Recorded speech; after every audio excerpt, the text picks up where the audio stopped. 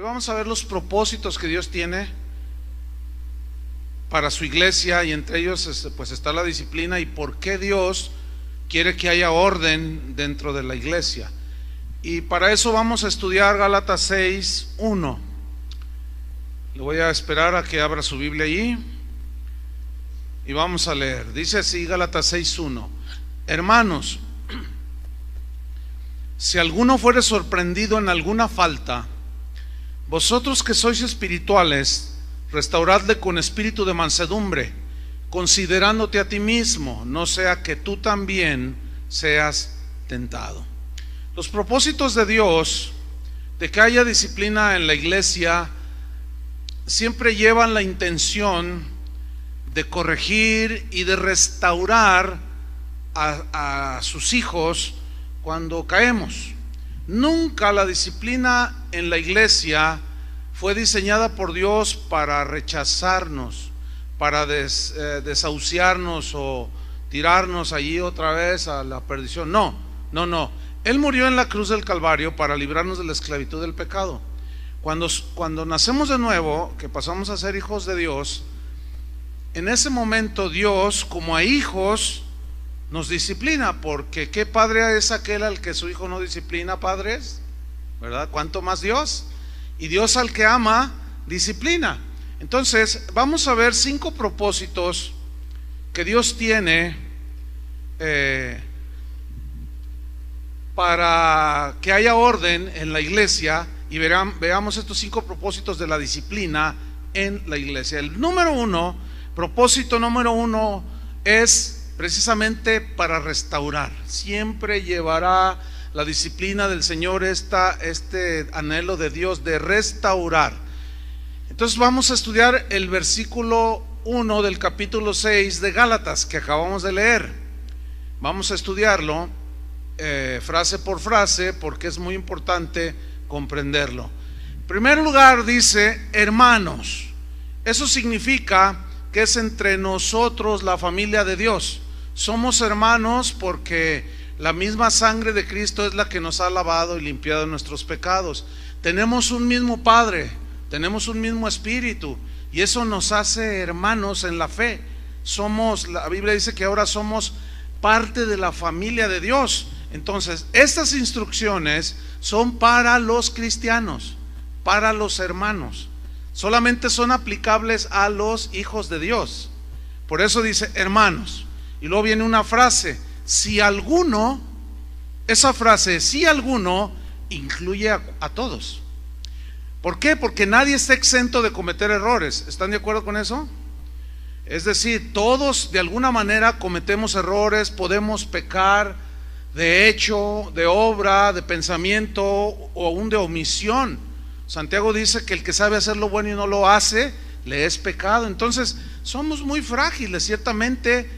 Ya no estamos esclavos del pecado, pero seguimos sujetos a tentaciones y a debilidades que precisamente nos hacen fallar, pecar, y esto nos saca del camino.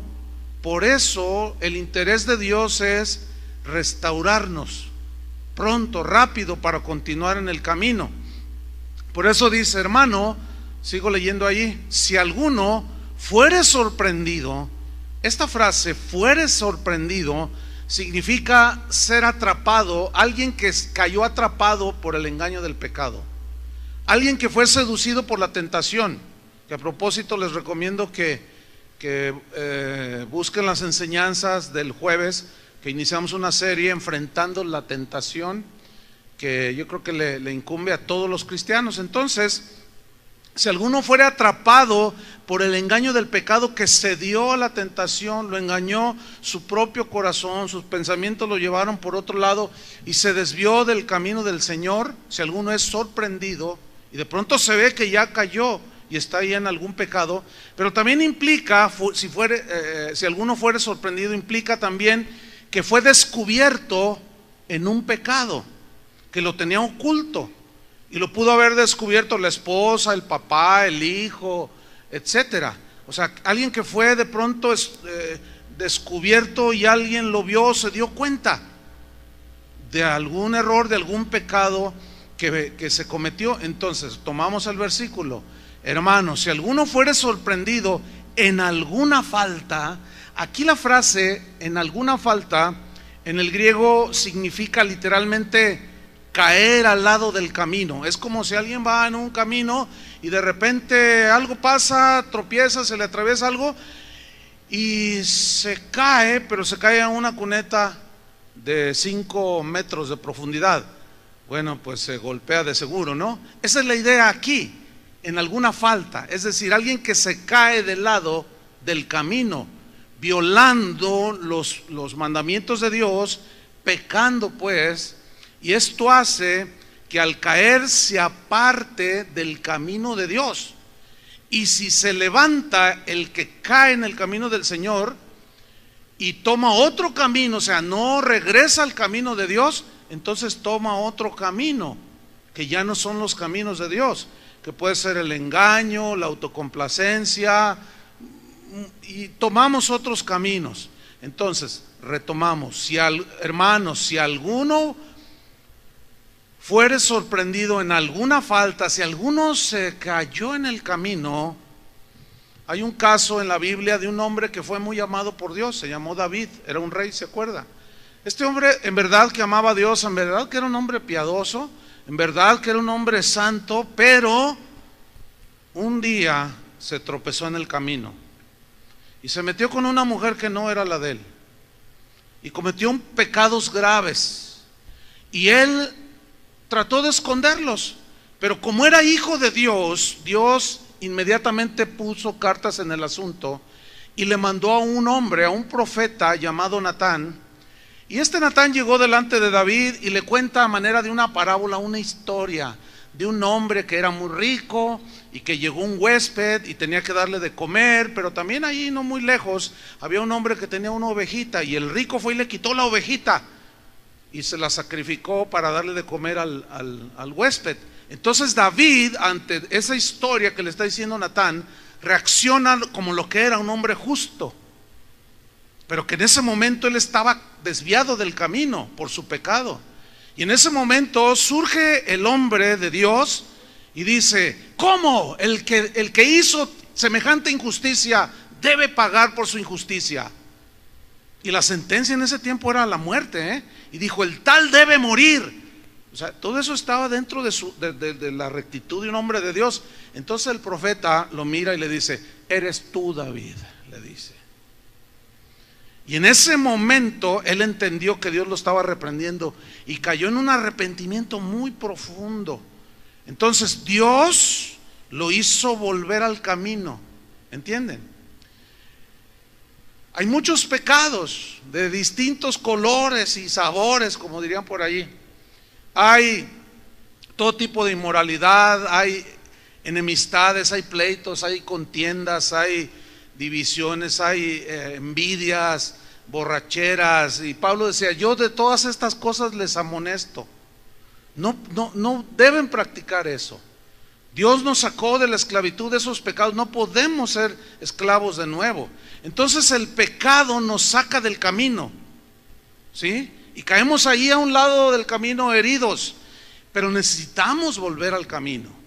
Sin embargo, necesitamos ayuda para volver al camino. Alguien que se desbarranca, se rompe un brazo, se hace una herida en la cabeza, se rompe un fémur, una pierna, qué sé yo, entonces necesita que alguien llegue. Para eso existe la Cruz Roja, y llegan los paramédicos y ellos hacen los primeros auxilios. Si hay fracturas, te acomodan todo ahí más o menos, te ponen en una posición que no haya más consecuencias, te ayudan, te comienzan a dar la mano, y nadie le recrimina nada al que se accidentó, al que se salió del camino. Eso es otro asunto, pero hay que ayudar al caído. Entonces retomamos el versículo de Gálatas 6:1. Hermanos, si alguno fuere sorprendido en alguna falta, que se salió del camino, vosotros que sois espirituales. ¿Quiénes son los espirituales?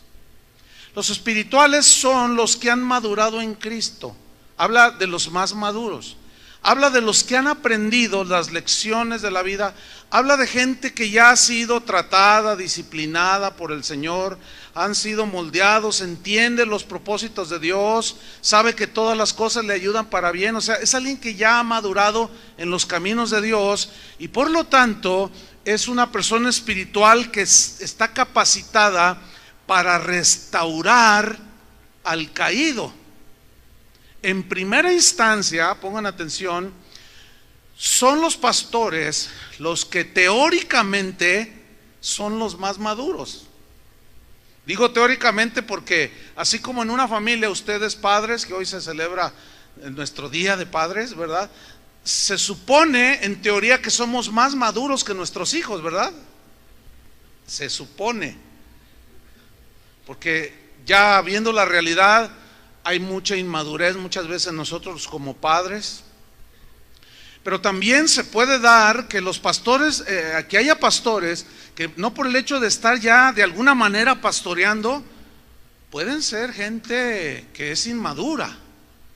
Entonces, al ser inmaduros y no tener bien digeridas y entendido el tema de la disciplina, o no la aplican o se exceden en la disciplina. Entonces los espirituales, perdón, son aquellos que restauran, son aquellos que tienen la mano al caído, porque un inmaduro solo va a complicar las cosas. Porque un inmaduro, alguien que no está, que no ha desarrollado ese carácter de Cristo, cuando ve que alguien cae, que ve que alguien tropieza y lo confronta, bueno, le hace un juicio muy severo. Sí, o sea, no, te lo dije, y de una manera inflexible lo condena sin amor, sin paciencia.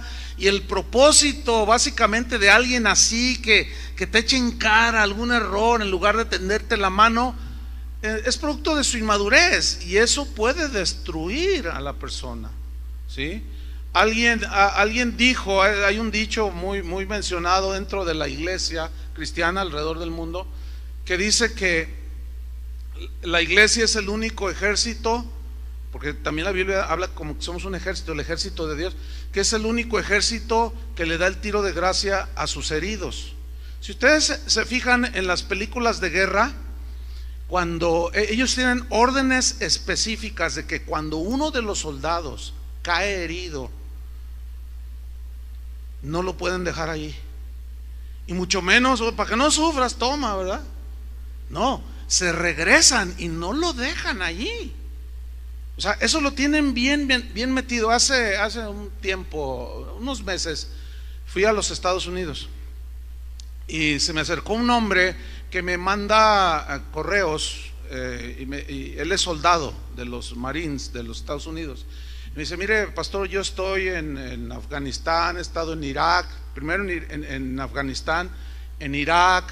Entonces me dice, mire, yo aprecio mucho que en internet uno tenga acceso allí a lo que ustedes predican.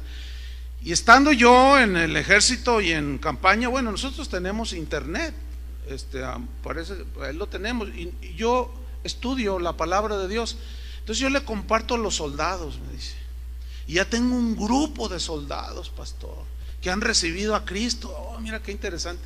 Entonces él se vino, porque les dan descansos, ¿sí? Y estaba en los Estados Unidos, coincidió una conferencia y se presentó conmigo. Entonces traía unas medallas que él se ha ganado, 3 medallas en combate. Entonces me dijo, hermano, yo le quiero regalar estas medallas que yo gané. Y yo le dije, no, pero esas son tuyas. Dice, sí, pero es que espiritualmente me ha ayudado con sus enseñanzas a ganar las batallas. Entonces, bueno, yo las recibí y ahí las tengo, pero se me hizo muy significativo, porque yo dije, bueno, está dando algo de frutos, ¿sí? El hecho de compartir la palabra como es. Dice, yo recibo la exhortación porque hay cosas, y mira que estaba de este tamaño, el soldado. Es latino él, pero estaba más alto que yo, y mira, Yo creo que fácil pesaba unos 120 kilos, pues así grandote. Y me miraba así, pastor.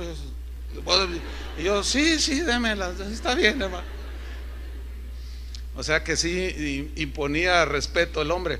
Pero él, a pesar de su rudeza y del trabajo que tiene el soldado, dice: no, yo recibo con mansedumbre la palabra, porque me ha corregido, pastor. Y ahí estaba su esposa, y la esposa le hacía. Entonces, la disciplina, hermanos, lleva ese propósito de restaurar. Nunca es de desechar a nadie. Entonces, si nosotros entendemos esto, vamos a dar un paso muy importante. Retomo Gálatas 6:1. Hermanos, si alguno fuere sorprendido en alguna falta, vosotros que sois espirituales, los que ya han crecido, han madurado, dice: restauradle. ¿A quién van a restaurar? Al que ha caído, ¿no es cierto? O al que se está desviando del camino.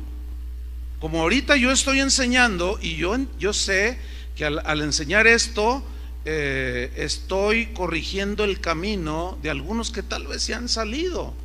Esta es parte de la función de la disciplina, y la palabra de Dios es para esto. Ahora bien, la palabra restaurarle en el griego tiene varios significados. Uno de ellos es remendar. Es como en Mateo, cuando Jesús dice que se acercó y estaba Juan y Jacobo remendaban las redes, ¿se acuerdan? Estaban ahí sentados remendando y Jesús los llamó. Esa palabra remendando sus redes es la misma que aparece aquí en Gálatas 6:1. Y remendar una red es porque ha sufrido algunos desperfectos. Se han roto algunos hilos, se han enredado, hay nudos. Entonces el pescador se sienta con mucha paciencia y comienza a desenredar los nudos, comienza a amarrar los hilos rotos, comienza a poner hilos nuevos y empieza a tejer otra vez la red para que quede en óptimas condiciones. Esa es la idea de restaurar, fíjense. Volver a la condición anterior. ¿Cuál era la condición anterior de alguien que cae? Que estaba en comunión con Dios, que estaba caminando con Dios. Entonces la idea es volverlo al camino para que siga caminando y en comunión con Dios. Ahora bien, estos espirituales que restauran, la Biblia en el mismo versículo 6 nos dice la actitud que deben de tener los restauradores. Volvamos otra vez al 6:1. Vosotros que sois espirituales, restauradle, y nos dice la actitud: con espíritu de mansedumbre. Ahora, aquí la palabra espíritu habla de actitud. Es decir, significa: háganlo con una actitud humilde y paciente. Eso significa en el griego. Restáurenle, pero tengan una actitud humilde, mansa y de mucha paciencia y de mucha misericordia al que cayó. Por eso el que no es espiritual, que está en plena formación y que camina con Dios, ahí hay un peligro de que se sienta soberbio, orgulloso, porque camina bien con Dios, siente la bendición de Dios, pero cuando ve que alguien cae no tiene misericordia, ¿entienden? Es drástico, es inquebrantable y saca la luz, hasta en internet publica tu pecado, y eso no se hace, porque es entre hermanos, ¿entienden? Al rato voy a tocar un punto bien importante que todos debemos de entender. Tiene que ser con una actitud humilde, ¿sí? Con una actitud de amor, de perdón, de entendimiento, no de escandalizarse. Ay, mira cómo. Porque el restaurador sabe que cualquiera, incluyéndolo a él, está en posición de caer también. La Biblia, Pablo le dijo a los corintios: mire, el que piense estar firme, mire que no caiga. O sea, se refiere a algunos que estaban medio soberbios y enjuiciaban a otros, como si ellos no estuvieran en un momento dado propensos a la caída. Y si cae ese que es bien juzgador, ¿cómo le gustaría que le tendieran la mano? ¿Que le tendieran la mano o que le den un tiro de gracia? Pues que le tiendan la mano, ¿no? ¿Qué necesita uno que se desbarrancó? Que lleguen: oye, para que no estés sufriendo, y le tuerces el cuello, o saques un cuchillo y se lo metes aquí en la yugular. Pues no, Sin embargo, hay ciertas actitudes inmaduras de gente que no está capacitada para echarle en cara a nadie nada, porque la única, el propósito de Dios, de la disciplina, es para restaurar, no para destruir a nadie, a los hermanos. Entonces los espirituales reaccionan con madurez cuando alguien ha caído y se preocupan por la vida espiritual del caído y se esfuerzan por hacerlo volver al camino. Por eso dice, deben de hacerlo con espíritu de mansedumbre. Entonces, estos que están firmes o los que restauran no se deben dejar de llevar de las emociones. Hay algunas maneras en que los que restauran se pueden dejar llevar por las emociones. Por ejemplo, una es ensañarse con el que cayó y tenerlo ya como que ya de aquí esta no sales, te vas a ir al infierno. Y no es así, la verdad. Porque ¿qué si se arrepiente ese que pecó? ¿Qué no dice la Biblia? Que si confesamos nuestros pecados, Él es fiel y justo para perdonarnos. Entonces, si ese que pecó se arrepiente y Dios lo perdona, y tú publicaste en internet el pecado de esa persona, ¿cómo le haces? Si ya todo el mundo se quedó con eso. Por eso esas cosas no se hacen, y menos públicamente. Eso es un signo de inmadurez total. El otro extremo, uno es ensañarse, pero el otro es tolerar, no hacer nada, taparle allí el pecado, ¿sí? Y no hacer nada, no. Por eso tiene que ser personas maduras que no se dejen llevar por las emociones. Miren, les voy a poner un ejemplo de llevarse por las emociones. Ahí está el papá, ahí está la familia. Entonces el muchacho comete un delito, se pelea ya y por la espalda le entierra una navaja a un vecino, una pandillita ahí en el barrio. Entonces la policía va a ir de oficio buscando al agresor, ¿cierto? Bueno, ¿qué debe de hacer? Esto está pesado, ¿eh? ¿Qué debe de hacer el papá? A ver, ¿alguien me puede decir? ¿Qué debe hacer el papá con el hijo que lo busca la policía? Bueno, muchos dijeron entregarlo. Bueno, en la justicia y en el hombre justo, eso es lo que debe hacer un papá, ¿sí o no? La pregunta es, ¿y se hace? No, porque la emoción, el sentimiento de padre lo lleva a tolerar eso y le dice, toma hijo, 50,000 pesos y vete a Estados Unidos. Y ahí el papá le está cubriendo al hijo. Y eso es un grave error, hermanos. Es un grave error. Entonces, o también el padre disciplina al hijo, pero está ahí en la disciplina y se va el padre a trabajar, y la mamá de pronto se vuelve más buena que Dios y le levanta la disciplina y le dice, no le digas nada a tu padre, hijo, pero yo te doy. Él no te va a dar para que gastes. Mira, lo que hiciste sí está mal, pero no te preocupes, yo te doy. Escuchen bien, esos son errores muy comunes que cometemos como padres, pero también como pastores. Y la disciplina, para que tenga efectividad y restaure bíblicamente, por eso el restaurador no debe ser una persona espiritual, o sea, madura. Y eso mismo se puede aplicar en la familia también, ¿sí? Espero estén aprendiendo algo. Ahora, volvamos a Gálatas 6:1. Dice, hermanos, si alguno fuere sorprendido en alguna falta, vosotros que sois espirituales, restaurarle con espíritu de mansedumbre. Luego miren lo que viene a continuación, considerándote a ti mismo, no sea que tú también seas tentado y caigas también del lado del camino. Por eso no cabe el ensañamiento, ¿entienden? La inflexibilidad y el juicio severo contra el que cayó. Estoy hablando de entre hermanos, entre hermanos. Esto es muy importante. Estoy hablando entre hermanos. Al rato trataré otro punto importante que hay que saber. Entonces, el papá disciplina a sus hijos igual, así, considerándote a ti mismo, papá, porque a veces con los hijos somos inflexibles, y cuando nosotros cometemos pecados queremos que todo el mundo nos perdone y nosotros somos duros. Y no, ahí habla de una inmadurez, falta espiritualidad, falta discernimiento. Entonces hay que considerarse a sí mismo, porque el que cae en un juicio severo está en la posibilidad más adelante, nadie lo sabe, de poder caer en eso mismo o peor. Y eso es a lo que se refirió Jesús cuando dijo: porque con el juicio con que juzgáis seréis juzgados, y con la medida con que medís serás medido. Ahí sí cabe ese versículo. ¿Se acuerdan de la historia que Jesús contó, la parábola del hijo pródigo?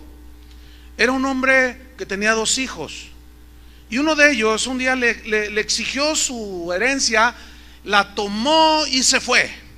Dice la Biblia, Jesús narrando la parábola, que el joven se gastó el dinero viviendo perdidamente, y anduvo con rameras, con prostitutas, andaba con los amigotes, se fue a Las Vegas, se apostaba que si el Canelo ganaba o perdía, qué sé yo, pero se gastó todo el dinero, dice la Biblia, viviendo perdidamente. Llegó al grado que se quedó sin nada y entró en una condición espantosa, al grado de que terminó cuidando cerdos. Y como todavía no recibía su quincena, tenía hambre, y como todavía no le pagaban, se quería comer la comida de los cerdos. Mira nada más qué situación tan lamentable. Entonces, cuidando cerdos, su olor se te impregna, ¿no es cierto? Y estando en esa condición, el muchacho dijo, volviendo en sí, dijo: ¿pero qué he hecho? Voy a hacer lo siguiente, voy a ir a la casa de mi padre y le diré: Padre, he pecado contra el cielo y contra ti. ¿Sabe cómo se llama eso? Arrepentimiento. Entonces dice que se levantó como pudo de esa condición moral y espiritual y caminó hacia la casa del padre. Dice la Biblia que el padre estaba mirando hacia lo lejos. Yo me imagino que cada día miraba esperando que su hijo volviera. Entonces dice que cuando lo vio a lo lejos, salió a su encuentro, y el joven inmediatamente le dijo: Padre, he pecado contra el cielo y contra ti, no soy digno de que me llames tu hijo, hazme como uno de tus jornaleros. Y dice que el padre llegó y lo abrazó, y olía a cerdo. Lo abrazó, lo besó, y dio una orden, dijo: traigan un vestido nuevo, traigan zapatos nuevos. Imagínate cómo venían sus pies. Claro, primero se bañó, ¿no? Obviamente. Y le puso un anillo nuevo y dijo: y maten un novillo, el más gordo, vamos a hacer una fiesta, porque mi hijo se había salido del camino y ya ha regresado a casa. Bueno, ahí Jesús en esa parábola está mostrando la misericordia de Dios, del Padre, que cuando un pecador se arrepiente, Él lo recibe, no le reprocha absolutamente nada. Pero había un hermano de ese joven. Ese fue con el padre y le reclamó y le dijo: Padre, ¿cómo es posible que tú hayas hecho eso? Tu hijo, así le dice, tu hijo, no dijo mi hermano. Dice: tu hijo se gastó todo el dinero con rameras, fue y apostó al Atlas y perdió. Se gastó el dinero, hizo un desastre con todo, papá. Y mira nada más lo que acabas de hacer con él. Tu hijo lo que merece es que le des un puntapié y lo lances por la ventana. Y mira nada más, le pusiste el mejor vestido, le pusiste zapatos nuevos, le diste un anillo, lo besaste, le hiciste fiesta. Dice: y a mí no me das nada. Le dice: ay, hijo. Fíjate nada más la actitud que tenía dura, inflexible, sin misericordia. Ahí están tipificadas las dos actitudes. ¿Cuál actitud es la que Dios quiere que tengamos? Como la del Padre, que recibe al que se arrepintió. ¿Qué no estudiamos ya? Si tu hermano peca contra ti, ve y repréndele estando tú y él solo. Si se arrepiente, has ganado a tu hermano. Y de eso ya lo expliqué bastante. Propósito es ganar al hermano, volver a la comunión, nunca destruirlo.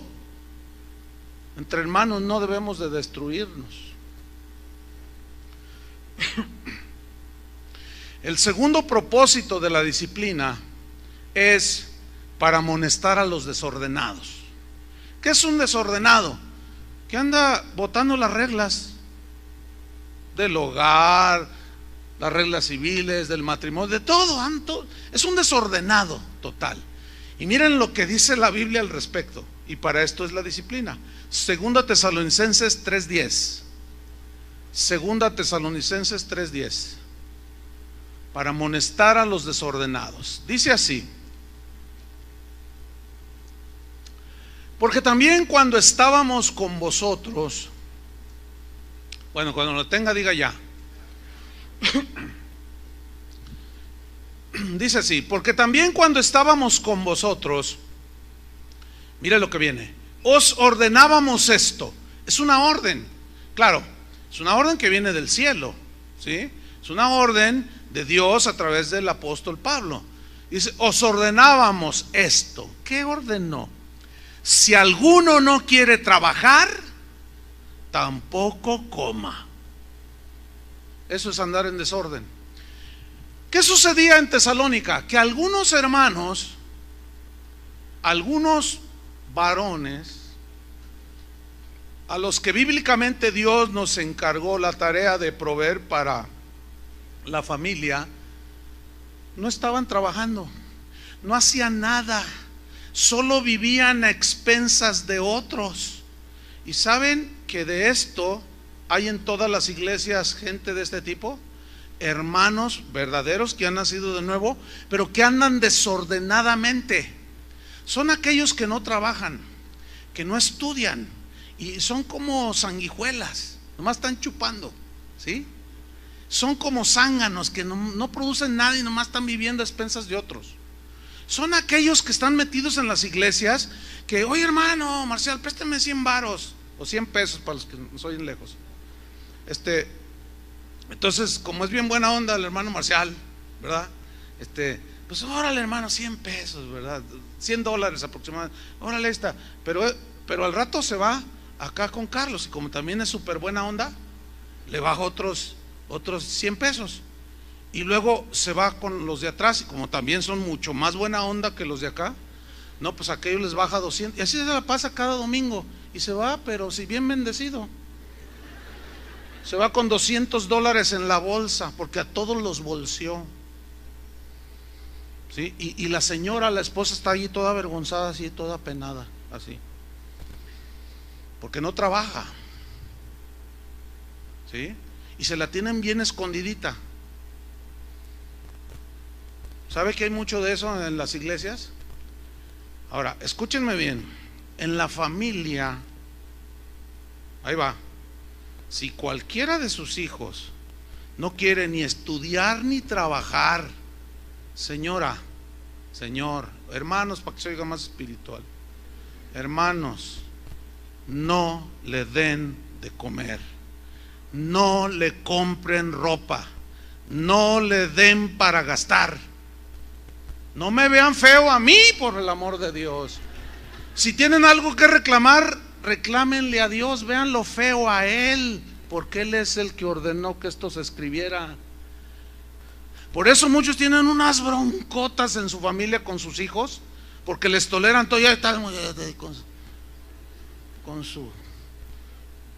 sus dedos bien ejercitados, ¿no? De los jueguitos. Eso sí los tiene bien delgaditos, porque eso sí los corretea todo 8 horas ahí moviéndolos. Esos están bien esbeltitos.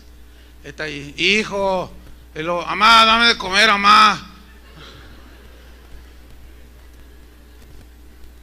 Entonces el papá le dice, claro, hay excesos, hay padres que a los 10 años, 12, ya salgas a trabajar. No, papá, por favor. No estoy hablando de eso, esos son excesos y abusos de autoridad. No estoy hablando de eso, estoy hablando de los ociosos, que ya están en edad de estudiar o de hacer algo y nada más están allí.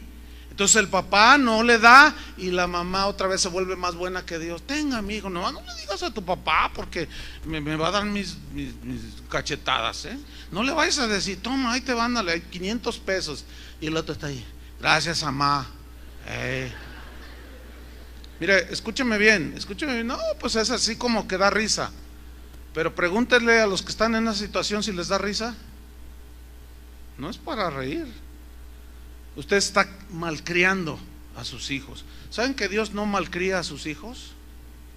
Dios no se deja, mire, por más que llore y se tire al piso, Dios no es emocional como nosotros. Nosotros sí, ahí está el niño revolcándose. Tenga pues, hijo, para que ya no llore. No, papá, tienes que ser más firme. Tenemos que ser más firmes, ¿sí o no? Y no dejarnos llevar por el amor de padres. Y hoy es día del padre. Hijos, hoy les voy a dejar que hagan todo lo que quieran. No, hombre, al contrario. Hoy al rato que te lleven a comer o que te den la sorpresa, les vas a decir, yo soy su padre. Y aquí voy a ejercer la disciplina del Señor. ¿Sí o no? Ahora, ¿cómo se debe de ejercer esa disciplina? Fíjate, con espíritu de mansedumbre, considerándote a ti mismo. Yo trato muchos casos así. Gente me llama o me escribe o qué sé yo. Me dicen, pastor, ¿qué hago? Mi hija tiene 17 años y acaba de salir embarazada. Lo primero que les pregunto es, ¿y cómo es la actitud de ella? Está profundamente arrepentida, pastor. Llora y le pide perdón. Miren, la oímos que está ahí en su cuarto llorando, pidiéndole perdón al Señor. ¿Qué hacemos? ¿La ha hecho? No, por el amor de Dios. ¿Cómo la vas a echar si está arrepentida? Cuando se rebelan y yo sabré lo que hago, ahí es diferente. Es como lo de Mateo 18. Llega un momento en, ¿sabes que ahí está la puerta, amigo? Me duele mucho, eres como el padre de la parábola. Él no impidió que su hijo se largara, ¿verdad que no? Porque ya era grande, ya era adulto.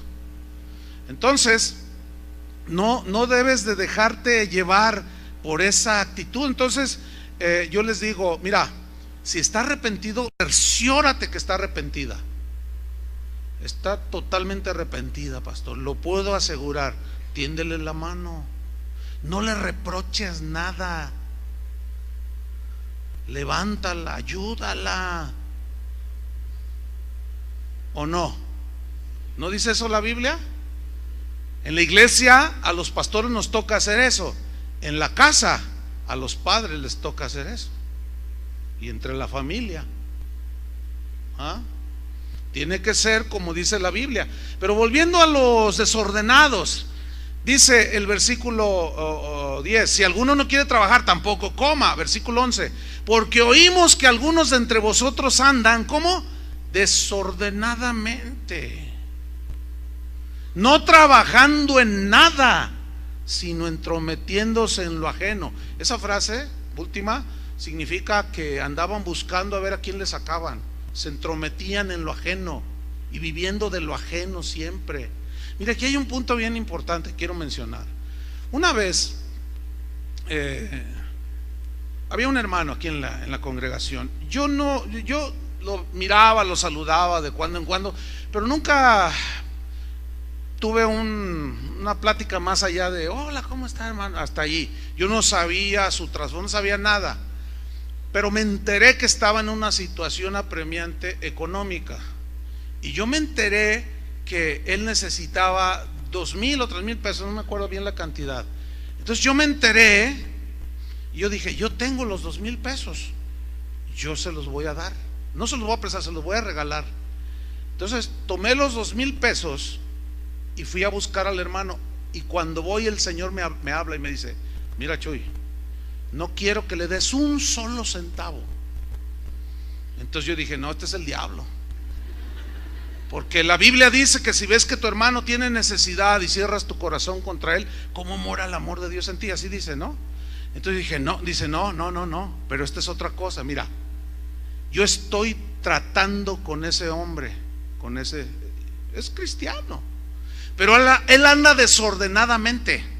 No trabaja, lo que pasa es que tú no te has dado cuenta.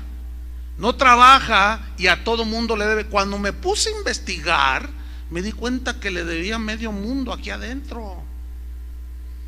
Entonces el Señor me dijo: si tú le das ese dinero, te estás metiendo en la disciplina que yo estoy tratando directamente con él.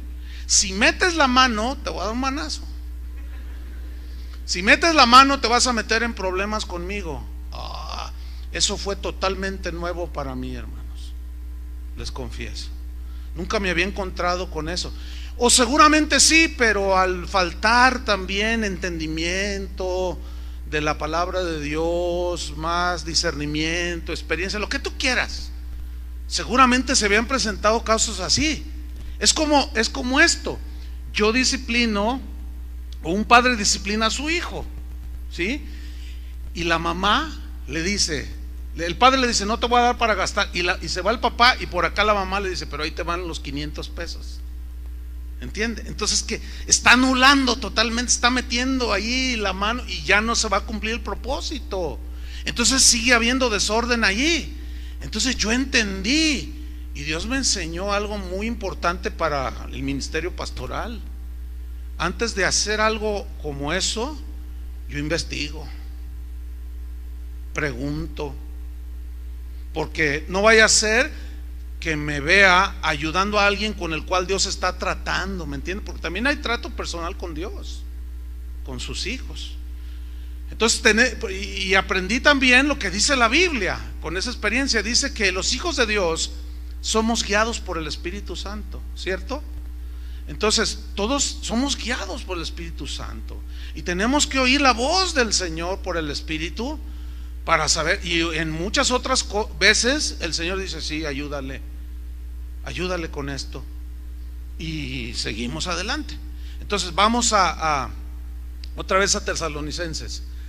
Entonces había unos que se entrometían en todo, y mira lo que dice el versículo 12: no trabajaban. Y miren el mandato apostólico: a los tales, o sea, desordenados, mandamos y exhortamos por nuestro Señor Jesucristo, que trabajando sosegadamente coman su propio pan.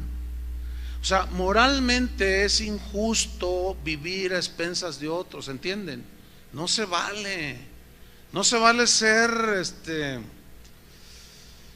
aprovechado, ventajoso.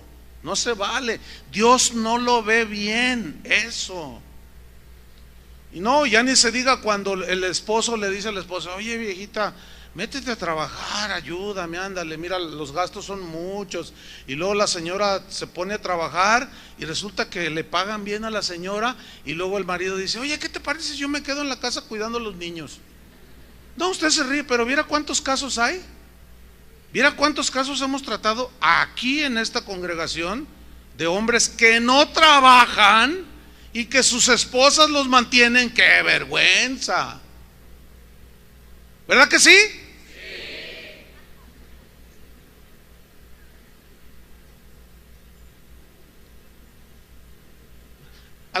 Algunas están así, pero habían de ver las caras de algunos. Yo no sé qué querrán decir con la cara que pusieron algunos. Otros están nerviosos y están acomodando la corbata. Bueno, andan desordenadamente. Pero andar desordenadamente puede ser también metiendo discordia, metiendo chismes, ¿sí? Hablando de más, siendo indiscretos, imprudentes, ¿sí? Habla también de las viudas que andan de casa en casa nomás chismeando, y eran cristianas. Y esa instrucción se la dice Pablo a Timoteo. Dice: mételas en orden, Timoteo, a esas señoras. Son hijas de Dios, sí, pero como ya no tienen marido a quien someterse, andan ahí de verduleras, andan ahí de chismosas. Y no, mételas en orden, Timoteo. En la casa de Dios debe de haber orden. Eso es lo que enseña la Biblia. Pero mira lo que dice el versículo 13: y vosotros, hermanos, no os canséis de hacer el bien. Mira qué interesante cómo Pablo pone el equilibrio. por un lado dice, no les den de comer a los que no quieren trabajar ni hacer nada.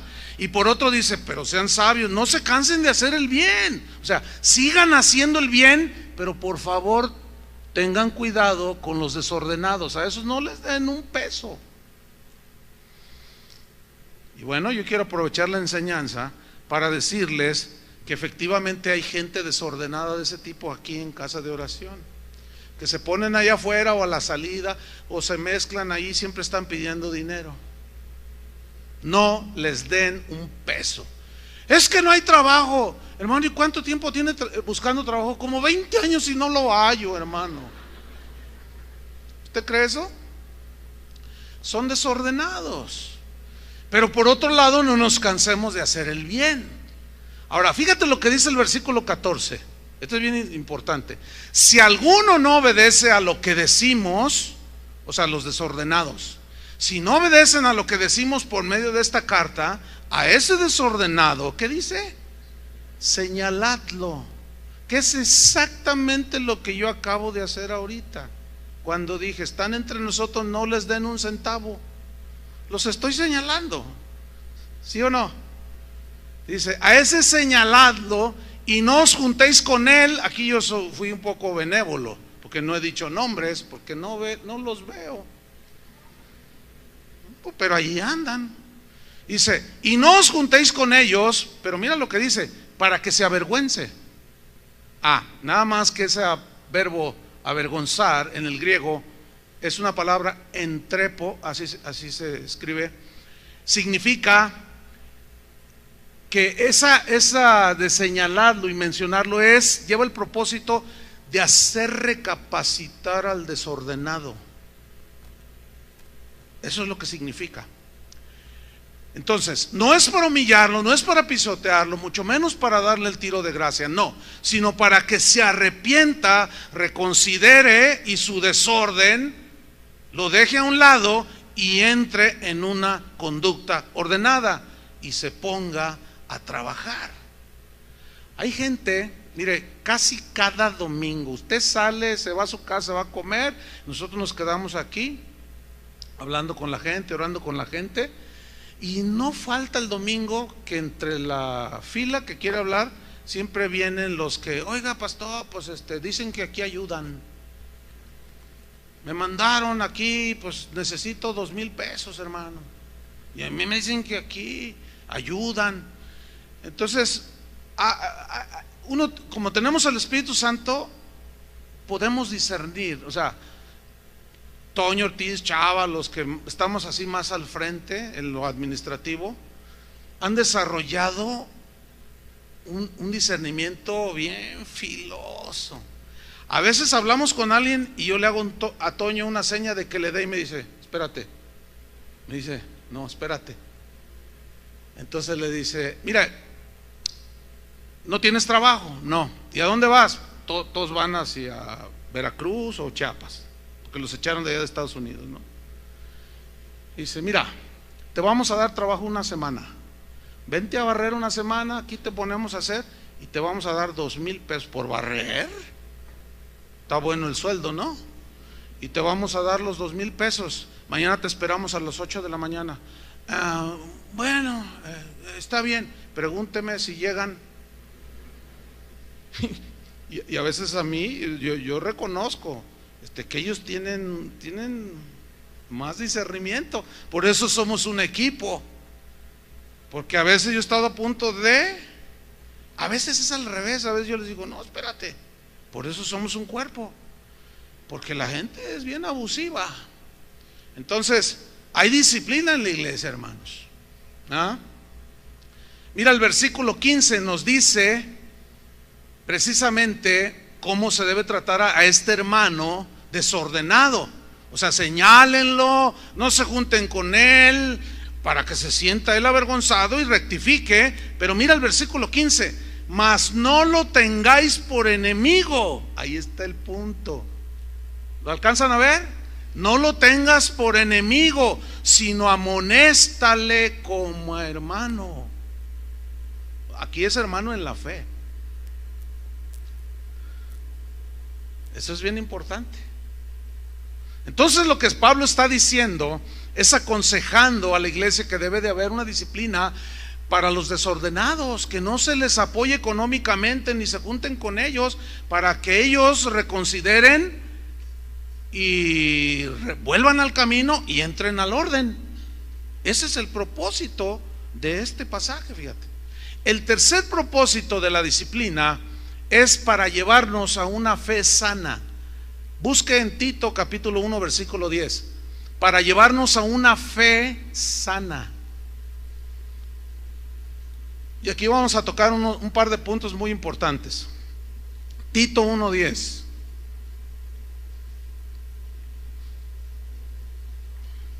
Dice así: porque hay aún muchos contumaces, significa rebeldes, habladores de vanidades, mira, y engañadores. Aquí se refiere claramente a los falsos maestros, a los falsos apóstoles. Algunos son herejes, no son hijos de Dios, pero están entre el rebaño. Y mira lo que dice, versículo 11: a los cuales, a esos rebeldes, habladores, engañadores, a los cuales es preciso tapar la boca. Miren lo que hacen estos, que trastornan casas enteras, enseñando por ganancia deshonesta, o sea, para sacarle el dinero a la gente, cosas que no convienen, lo que no conviene. Y uno de ellos, su propio profeta, dijo: los cretenses siempre mentirosos. Uy, ese es el rasgo de los falsos maestros. Malas bestias, o sea que son indomables. Se refiere a una bestia indomable, rebelde, así contumaz, eso significa. Dice, glotones ociosos, o sea, come y no trabaja nada, y están como el zángano. Aparte de eso, enseñan herejías y cosas torcidas. Entonces, esta instrucción apostólica a Tito, que era un pastor, le está enseñando que a los falsos maestros, pongan mucha atención, hay que rechazarlos tajantemente. ¿Por qué? Porque engañan a los hijos de Dios con falsas doctrinas. Y la instrucción apostólica es diferente, el trato contra los falsos maestros que con los hermanos. A los hermanos hay que tenderles la mano, restaurarlos, ser paciente, pero con los falsos maestros, con esos no hay que tener contemplaciones, porque ellos se meten al rebaño y dañan las ovejas, se comen las ovejas, y a ellos hay que tratarlos de diferente manera. ¿Cómo? Les voy a dar un ejemplo. Vamos a ver 1 Timoteo 1:19. Hubo un hombre que se llamó Himeneo. Ese estaba metido en la iglesia, y Pablo le da una instrucción apostólica al joven pastor Timoteo, y le dice en 1 Timoteo 1:19: manteniendo la fe y buena conciencia, desechando la cual naufragaron en cuanto a la fe algunos. Fíjate, naufragaron. ¿Qué es naufragar? Ahí en medio del mar, se perdieron en la inmensidad del mar, se salieron del camino. Aquí naufragaron en cuanto a la fe significa perderse de las verdades del evangelio. Y luego da nombres, versículo 20, de los cuales son Himeneo y Alejandro, a quienes entregué a Satanás para que aprendan a no blasfemar. ¿En qué consistía su blasfemia? En que se metieron entre los discípulos, eran falsos maestros, y enseñaron herejías, fábulas, mitos, tonterías, y trastornaban las familias de la iglesia. Y en 2 Timoteo vuelve a mencionarlo Pablo a este tal Himeneo, 2 Timoteo 2:16, y ahí dice más claramente en qué consistía la actitud, porque Pablo tenía esa actitud hacia Himeneo, que lo entregó a Satanás, o sea, lo sacó de la iglesia. Eso significa. ¿Por qué? 2 Timoteo 2:16, aquí está, mira: mas evita profanas y vanas palabrerías, porque conducirán más y más a la impiedad, y su palabra, está refiriendo a lo que dicen los falsos maestros, su palabra carcomerá como gangrena. Mira la gangrena, es mortal, ¿sí o no? Su palabra es como gangrena, sus enseñanzas son como gangrena, que pudren. Dice, de los cuales son, y aquí aparece otra vez este hombre, Himeneo y Fileto.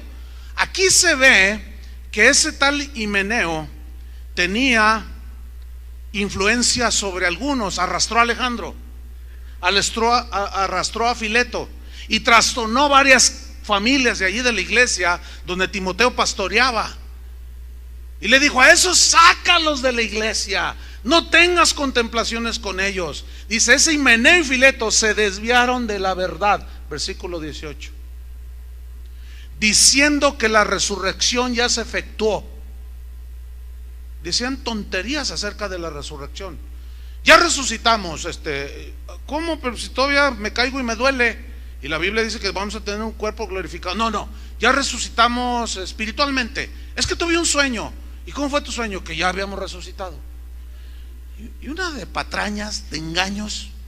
Y como ese tipo de cosas místicas a la gente le llama la atención, captan la atención de la gente. ¿Sabes que yo fui arrebatado al cielo?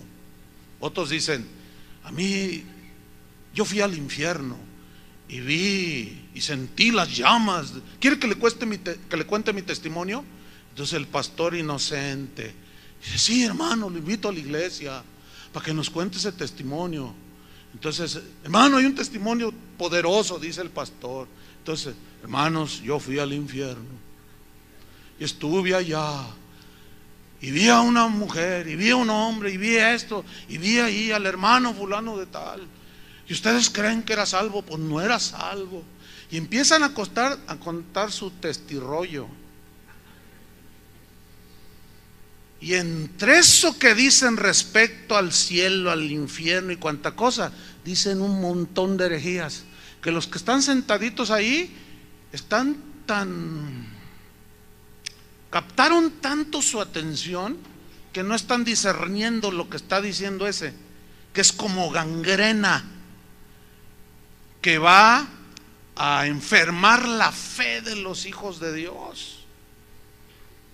Eso era lo que hacían Himeneo y Fileto y Alejandro. Y Pablo dijo, a esos sácalos de la iglesia. Con esos, como no son hijos de Dios, el trato con ellos es diferente. Y aquí es donde debo tocar este punto muy importante. Debemos saber distinguir entre lo que es un falso maestro y un ministro verdadero de Jesucristo. Son dos personas totalmente distintas. Por ejemplo, a los verdaderos ministros de Dios, que se comprueba por la vida, la trayectoria, la gente los conoce, pero que también se equivocan, ¿sí o no? Pero no necesariamente son herejes. Un fiel ministro de Jesucristo enseña las verdades del evangelio, enseña la sana doctrina, pero también se puede equivocar, ¿sí o no? Pero no debe ser puesto en la lista de los herejes, ni tampoco debe ser tratado como un hereje y publicarlo a los cuatro vientos su error. No, porque no es un falso maestro. Para ellos Pablo escribió, no lo tiene que buscarlo, en 1 Timoteo 5:19 dice, contra un anciano, o sea, un verdadero ministro de Dios, no admitas acusación, sino con 2 o 3 testigos. Aquí es diferente el trato. Aquí ya es la disciplina, porque si esa acusación resulta cierta, el ofensor, aunque sea un ministro, tiene que también recibir su disciplina, ¿sí o no? Pero no puede ser puesto en la lista de los herejes. No sé si alcanzan a verlo en las escrituras que lo estamos viendo. ¿Lo alcanzan a ver? Con los falsos, miren, Pedro, Pablo, Juan, todos hablaron de los falsos profetas. Por ejemplo, Juan dice, si alguno no trae esta doctrina, o sea, la doctrina cristiana, si alguno no trae esta doctrina, no lo recibáis en casa, ni le digáis bienvenido. Eso es tajante, porque el que lo hace participa de sus malas obras. Entonces el falso maestro enseña herejías destructoras. El verdadero ministro comete errores, sí, y aún puede pecar, pero sigue enseñando la palabra de Dios. Sigue siendo un ministro verdadero. Les pongo un ejemplo bíblico, Gálatas 2, no lo busquen, no tienen, anótenlo nada más. Pedro estaba teniendo una conducta errónea. Se juntaba con los judíos y les decía, sí, no hay que comer cerdo, hay que circuncidarse, hay que guardar el sábado.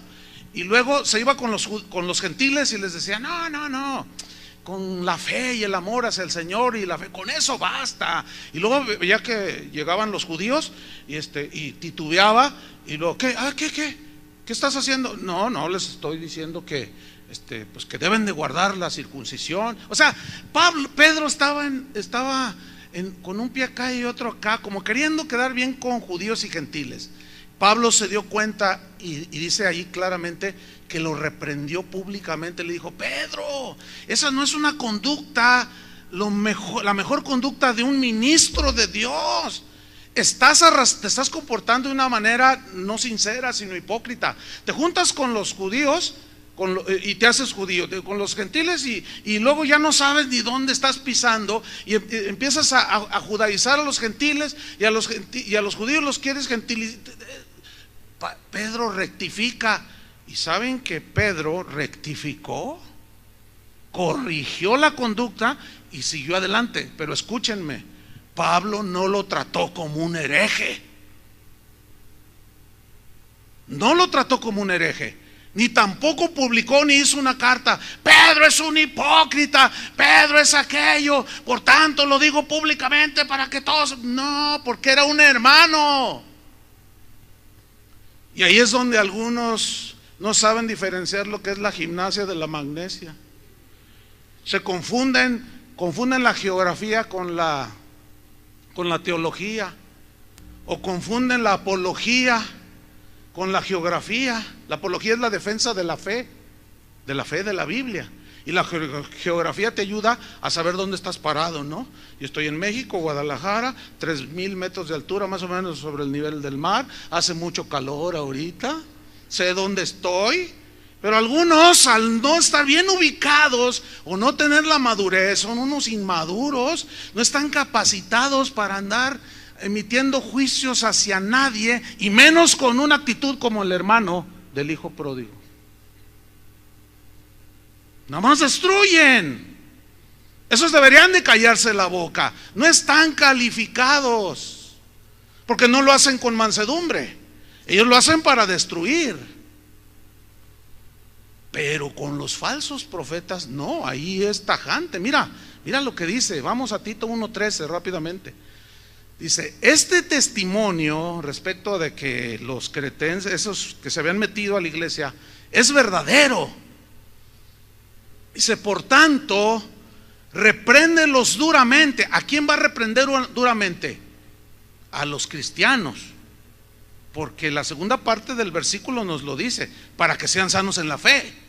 Entonces la reprensión dura es para los cristianos. O sea, Pablo le está diciendo a Timoteo, reprende a los hermanos duramente para que sean sanos en la fe, para que no le hagan caso a esos falsos. Ahora, aquí hay dos palabras a estudiar: reprender y duramente. La palabra reprender en el griego significa amonestar, significa redarguir, convencer con argumentos bíblicos. Y la palabra duramente, apotomos del griego, significa cortar abruptamente con lo que puede dañar. Está ahí el peligro. Por ejemplo, estás con una persona ahí en el bosque. Tú estás desmontando, traes un machete en tu mano y estás con alguien platicando, alguien que te está ayudando, y están tomando un vaso de agua, y de pronto miras, traes el machete aquí y ves que viene una serpiente de esas venenosas y viene directo al talón del que tienes enfrente. Tú lo estás viendo, pero el otro no la ve. Entonces tú simplemente dices, no te muevas, ¡sac! Tiras el sablazo, ¿sí o no? Y le cortas la cabeza a la serpiente, y el otro ni cuenta se daba que estaba en peligro. Escuchen bien, este verbo, repréndelos duramente, lleva un propósito: para que sean sanos en la fe. ¿Qué significa que sean sanos en la fe? Para que tengan una fe basada en el Evangelio y no en las doctrinas de hombres, y menos en las herejías. Escuchen bien, esta es la explicación que debe entender todo cristiano, porque a veces no entienden, y esto es lo que a este punto yo también quería mencionarlo. Porque ustedes dirán: ay, pero a veces el pastor dice cosas bien tajantes. A veces el pastor habla así, bien, así contundente e inflexible. Sí, le voy a decir por qué.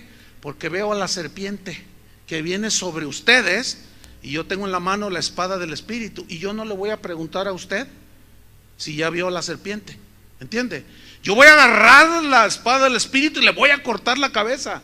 Y a los falsos maestros y a las falsas enseñanzas, sin contemplaciones. En eso es la instrucción bíblica para los pastores.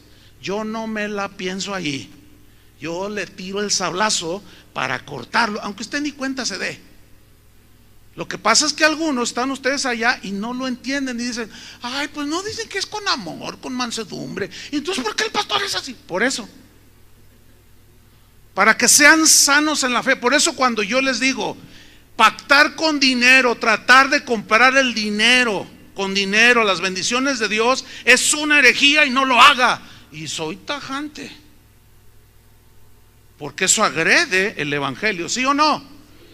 Pero muchos dicen, no entienden esto, dicen: pastor, ¿usted qué se mete con esa gente? Usted nomás criticando a esa gente. Déjenlos que hagan de las suyas, usted haga su trabajo. Esa gente no sabe lo que es el pastorado, no entiende esta parte que nosotros entendemos perfectamente. Yo lo entiendo perfectamente. Por eso, mire, le digo con todo respeto, yo seré tajante y seré contundente en decir las herejías y contrarrestarlas con las verdades de la Biblia. Si yo les digo: hermanos, ¿qué tienen que andar yendo al Telmex pagando $1,000 para ir a oír cantar a un cantante cristiano? Eso es prostitución del Evangelio, porque usted está pagando para ir a ver a la persona. Y usted dirá: yo voy a ir a adorar a Dios. No me diga, eso no es verdad. A otro chango tu banana,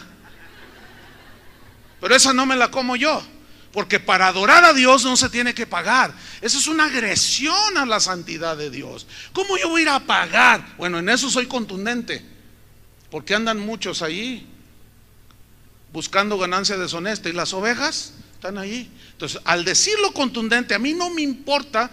Bueno, sí me importa en una manera, que usted lo entienda. Si no lo obedece, allá usted. Pero yo sé que detrás de todo eso está la instrucción para mí, para que sean sanos en la fe.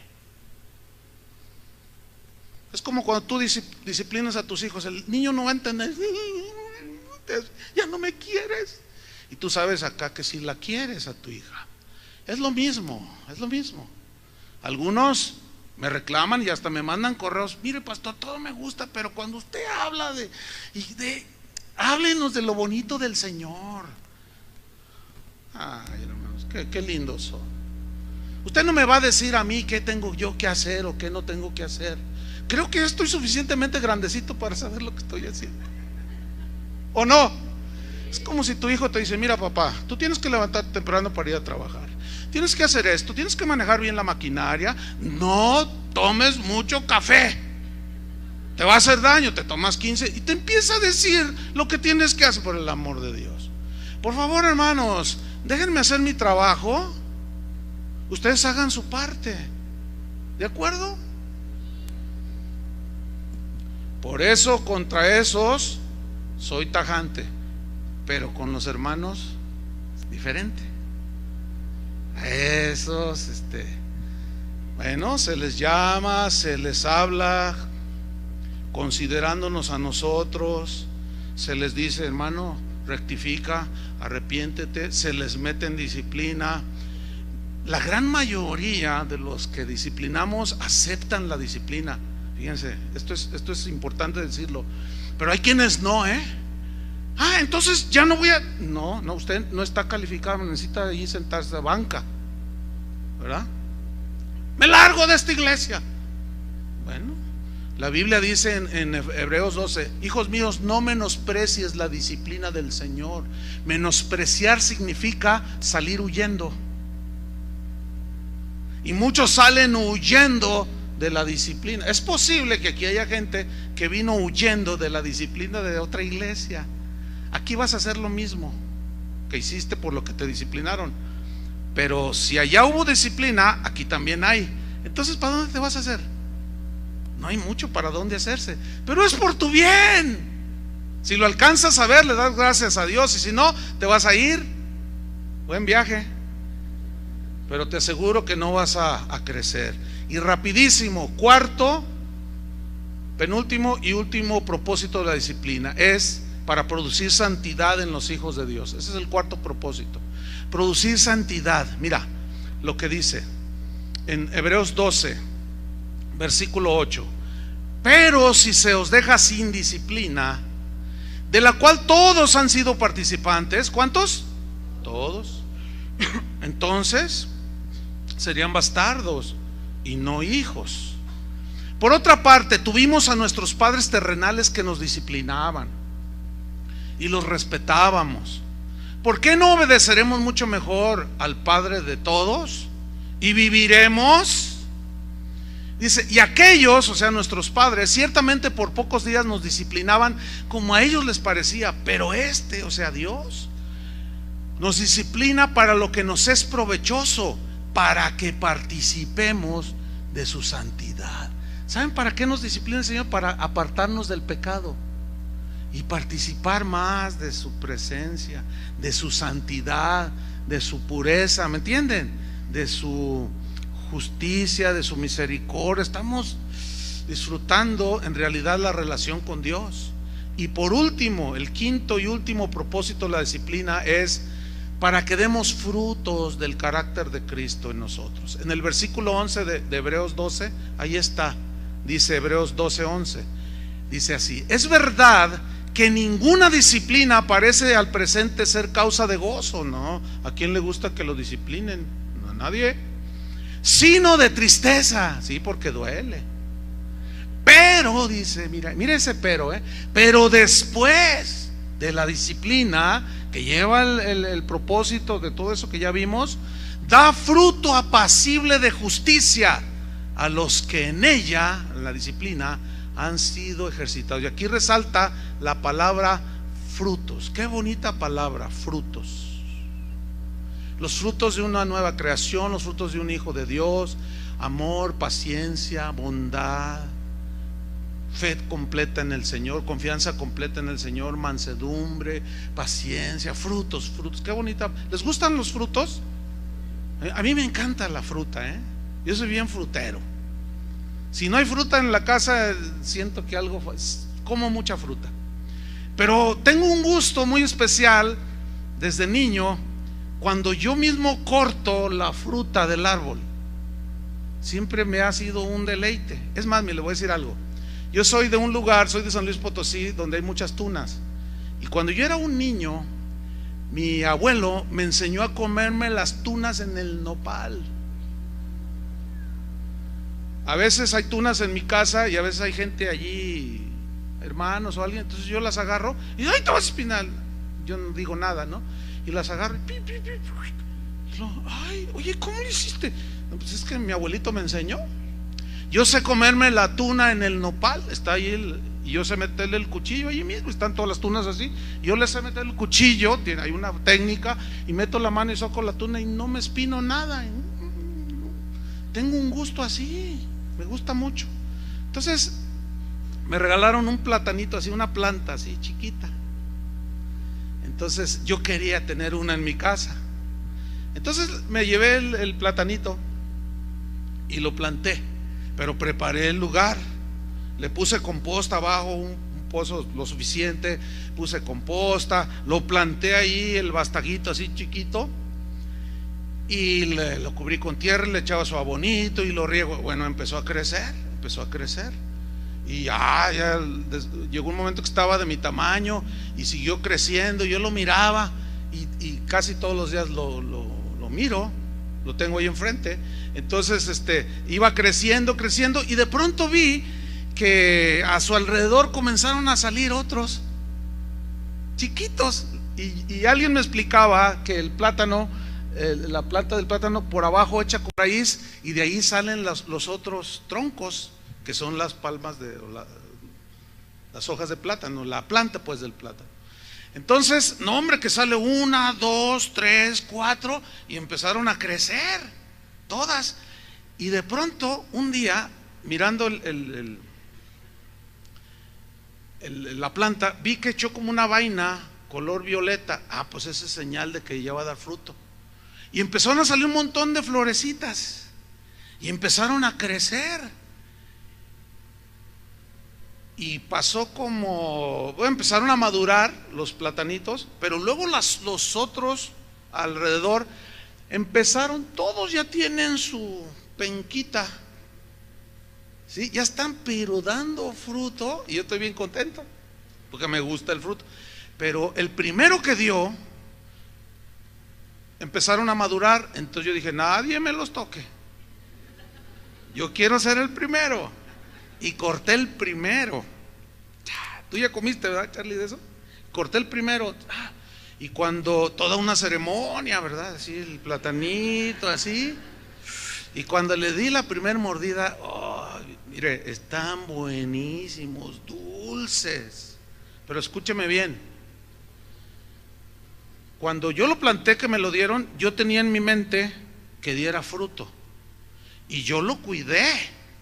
Y cuando venían las hormigas, entiéndese, falsos maestros, sacaba el fumigador y ¡árale! No se le acerquen aquí al platanito. Ni le puse una cerca. Y venían las ardillas, entiéndanse, profetas falsos, que vienen y se quieren comer. Y no, esos hay con una resortera. Y órale, y espantar las ardillas. Y lo cuidé para que creciera. Y creció sano, fuerte, y ahorita estoy disfrutando del fruto. Eso es exactamente lo que Dios hace con nosotros. Nos toma chiquitos, nacemos, nos planta en su huerto, en su terreno, en su viña, en su casa, y nos va cuidando, ¿sí? Y pone a los jardineros, entiéndase, los pastores, para que cuiden el huerto del Señor. Y cuando se meten las víboras, y cuando se meten los lobos, y cuando se meten las hormigas y todo eso, el jardinero espanta todo. ¿Por qué? Porque Dios quiere que des fruto, pero te cuida. Y a veces cuando ya alguna hoja ya está seca, la cortas y va. Eso es lo que Dios hace, hermanos. ¿Cuántos le dan gracias a Dios por la disciplina? Porque Él quiere que demos fruto. ¿Sienten en esta enseñanza el amor de Dios? Yo sí. Para mí es muy claro. Démosle gracias a Dios. Señor, te damos muchas gracias porque tu palabra siempre nos enseña. Gracias, Señor, porque somos tus hijos y reconocemos que necesitamos tu disciplina. Es importante para nosotros, Señor. Gracias porque tu disciplina es una extensión de tu amor. Gracias, Señor, porque tú así diseñaste la iglesia. Tú quieres que sea un lugar de orden. Y cualquiera de nosotros, Señor, puede tener un tropiezo, pero aquí nos dejaste la dinámica, las instrucciones de cómo deben ser tratados los asuntos que surgen en la iglesia. Te damos gracias porque tu sabiduría es mejor que la nuestra, Señor, y queremos ajustarnos a lo que tu palabra dice. Señor, cuando alguno en este lugar caiga, no se tolerará el pecado, pero sí se restaurará, se tenderá la mano, se tratará de volver al camino al que se equivocó, sea quien sea, con misericordia, con mansedumbre, considerándonos a nosotros mismos, porque todos estamos en una línea muy delgada para también cometer errores y pecados. Gracias, Señor, porque tú nos estás llevando hacia esa madurez, ese crecimiento, para al final de todo dar fruto. Por eso es que si andamos en desorden, hay disciplina. Si andamos en cosas que no son de ti, hay disciplina, para que participemos de tu santidad y para dar frutos que glorifiquen tu nombre. En el nombre de Jesús, gracias, Señor. Amén. Que Dios los bendiga a todos, hermanos.